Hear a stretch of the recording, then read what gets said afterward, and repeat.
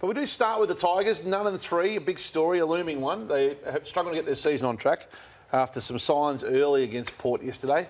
It's been a little bit of a different team, Kane, to what Adem Yze had forecast.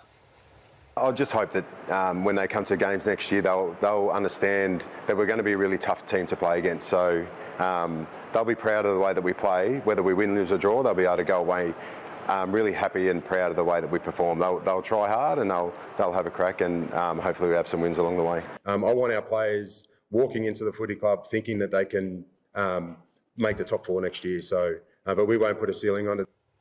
That was the new coach, Adem Yze, speaking with optimism, as you can imagine, pre-season. But unfortunately, that's not the way it has eventuated through the first three games. Now, they've got some challenges, but they were easy to play against yesterday, and it's a real concern. They only laid 32 tackles for the game.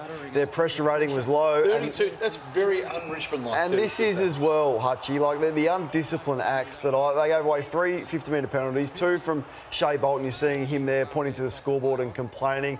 This one after the play, they gave away 10 more free kicks than Port Adelaide, and we saw it time and time again. Port Adelaide able to transition the ball coast to coast, downfield free there. That's going to a Richmond defender in a better position. It ends up with Rioli having a shot from inside 50. And then this one from short. You got a young player wanting to have a shot from 40 metres out directly in front, calling for a cheap handball around the back and missing. So that would concern me. The lack of pressure on the ball, the low tackle count is a worry for Adem Yze, and where it goes to for the rest of the year, Lordo. Yeah, for me, Kane, on that is like, I could understand when Hopper and Taranto came in, they would have believed that they've got another shot at it.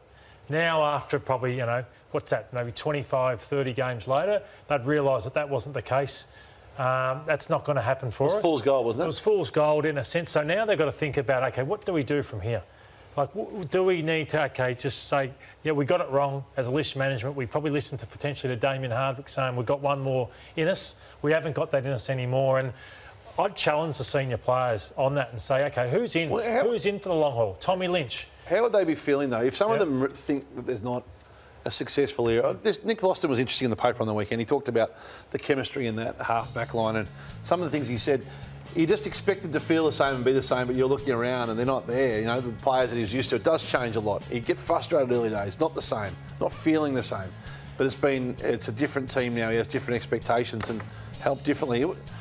Yeah. Like, how motivated could that group that have been there be if they know they can't win anytime soon? Well, I feel like some will be just love their club that much. They'll fight to the end no matter what happens, whether you don't make the 8, bottom 4. But for some, like Isaac Smith got to a point where the coach said, we're not sure you're in our best team. So good luck to him. You go and win a 4th premiership. So they've got to weigh up the intent of some of their players and say, what can we get for them, Kane? And for others, are you better off finishing somewhere else? Yeah, I thought that the decision was a poor one, and I said that at the time with the recruitment and giving up the picks that you've got, because then it confronts you when you play against a Port Adelaide team who weren't great yesterday. Let's be honest, they were trailing at half-time, but there's the difference in age and experience on the list. So that's the concern for the Tigers. I think we should have a listen to Brendan Gale, who all but confirmed what we discussed in the first Footy Classified this year. I've been in the job 15 years, so there'll be a time when it's right by the club and probably by me, where the club might need new leadership and a new direction, and so it's probably fair to say I'm closer to the end of my tenure than the beginning. But right now, I'm absolutely committed to continue to serve the Richmond Footy Club to the best of my ability. So as I said 2 weeks ago, that deal is done pretty much, and Brendan Gale will be the CEO of Tasmania. That is clearly a worry for the club, Brendan Gale leaving, but he has been there for 15 years. So really all the pillars of that premiership will be gone when Brendan Gale and Neil Baum leave at the end of the season. There's changes in recruiting ranks. They're looking at the former St Kilda recruiter, I think, at the moment. So that's going to be a massive, massive decision. But I have faith in Blair Hartley to run this operation if he decides to stay. Well, it is a change every year. He did accurately break that story on Brendan Gale here on Footy Classified. You've been very defensive, though, on this Richmond team. I just don't buy your doom and gloom and bottoming out scenario that you think clubs have to do. I don't think Richmond has to do that. We've challenged you a little bit about the team. And I was bullish about Richmond, probably too much. Relive a little bit of what you've had to say over the last couple of years. Where do you think they'll finish? I think they'll win it. You think Richmond will win the flag? I've said, if you read The Age on Saturday, you would know that, Craig. I did not read it. I reckon they will. I reckon they're going to win the flag. You know, you bag Taranto and Hopper. They're 25 and 26. So if there is another rise, they'll be there. They've got players like Ryan and Miller and Sonsi and Gipkis, good young players who when they're not injured, he's playing them. I mean, he's been playing them week in, week out. Next year, they're still going to have Lynch and they're still going to have Prestia. Yeah, through a lens of love, you have a shocking blind spot. They've had a dreadful season, and I believe they will come back. You do love the Tigers. I got 2022 wrong. They did make the finals and lose their first final against one of the ultimate brilliant teams. They've been a mile by off a premiership team in that time. They have been. They have been. But in fairness, Damien Hardwick agreed with me, and he's been one of the best coaches of the last 7 years. Were you too believing of what they were telling you as a supporter? I don't back away from any of those things I said about the young players. I don't back away. You still think that young group is the group that's going to take them forward? Well, clearly Gibcus has been a massive disappointment. Sonsi, who got suspended a few weeks after I made those comments about him, that was disappointing. I throw in McAuliffe, who I think, the South Australian boy, who I think is going to be something pretty impressive. He's playing in the twos at the moment. It's hard to see their best player under 22, isn't it? Well, Craig, I just don't believe. Yeah, it's concerning for this year.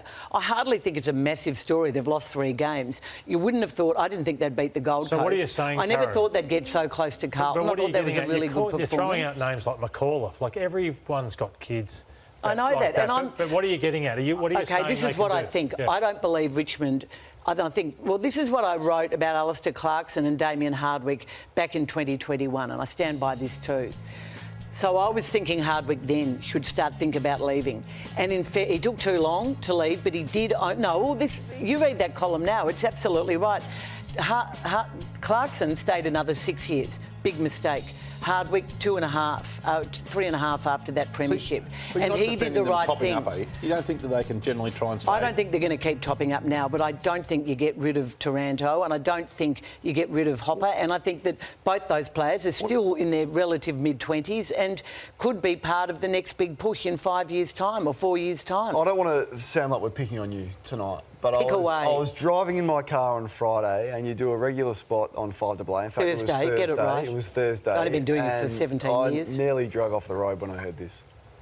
They don't have any Friday night games. Yes, they had that Thursday night game to open the season. That was a Carlton home game. But I just think they have been shunted in every sense of the word. I mean, there's a lot of late afternoon Sundays. Commercially, the fixture has been the Richmond have been completely shafted. That's you on Richmond's fixture. Did you listen to what I said at the beginning of the conversation? You complained about gather round and you complained that they were going to Norwood Oval. My point was Richmond are off as far as the AFL is concerned. Rightly so. I'm not saying it was wrong. I just said I said it's fascinating to see how a team can be up there and drop down to there. It sounded like you were shafted commercially, but no, I wasn't complaining about it. I was saying it was a fascinating story that Richmond St Kilda are playing late Sunday afternoon and gather round at Norwood, that they're playing a game at Geelong. It's just changed. Oh, it's 13 games at the MCG.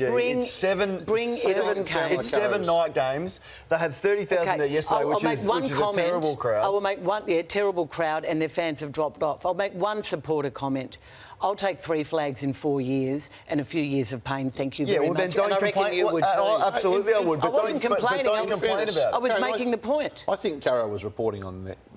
The fact that they've been shafted is a fact, not an opinion. I'm not saying this is terrible. Yeah. I'm saying look at how they've been shafted. The AFL clearly thinks they're on the nose at the moment. I heard it as you were complaining. You couldn't even get the day right. Maybe if you'd listened to the start of the conversation. No, but the point is, I just don't think you go back to the well as low as Hawthorn has. Maybe Hawthorn needed to, and I said to Sam Mitchell, maybe he was right. But I don't know if Richmond are in that situation. There's some big questions. I'm keen to ask the three of you, as judges, what they do on... So there's sort of like 4 big issues, right? What do they do with Dusty? So his contract's up. He's on mid-ones. Call it 1.6 it peaked at. Whether that's still the same number, I'm not too sure, but that peaked at that. Do you offer him another deal? How long for? And what number won't he be offended by? That's my question. Like, what do you do with... Half at best. Half? Yeah. And for how long? I'd nearly offer him a 1 year. A 1 year? Yeah. Yeah, I still think he's a $600,000 to $700,000 player, but not long term. And if there's a major interest in him, you'd obviously look at it, but I don't think there would be. And Baker's the other one. He's a version of a free agent. Heavens no, he's 26. He bought a house back in Perth. Do you fight to keep him, or do you actually follow the Giants model and try and maximise his value? If he wants to stay, you'd love him to stay. at the Richmond Footy. Yeah, I'd let him go, Hutchie. I think he's one that does have capital. The fact that he's going to go home and Fremantle and West Coast will have great picks, so he's the one I would let go, as much as I admire him as a player. That was a St Kilda mentality. They did that for 7 or 8 years. They went elsewhere and they still haven't won one. You've got some ageing players, and some of them not terribly old, but they're not big enough names to be walk-up starts into a new era. So how do you handle the old guard? And that sort of extends anywhere from Grimes down through a little bit of a younger version of the Pickett's and the McIntosh of the world. Yeah, I think they'll see it themselves. Like, Grimes is one of the great people in footy, so I think for a guy like Dylan Grimes, Camden McIntosh, Toby Nankervis, I think they've got to get to the end of the year and they should see that. Toby Nankervis isn't that old, but I think the first two will probably make the call at the end of the year, and I don't think that'll be controversial. We know your view on this, Caro, but do you be bold and go the Hawthorn path? Like, do they need to actually go right back to go forward? There needs to be an element of that, Hutch. You know, I was strong on that after opening round and the players that are playing that they don't need to be. It was good to get a look at some of the younger ones yesterday, and that's what they need to do. So they'll assess that at the end of the year. But the one priority is to get as many picks inside the first round of the draft over the next 3 to 4 years as you possibly can.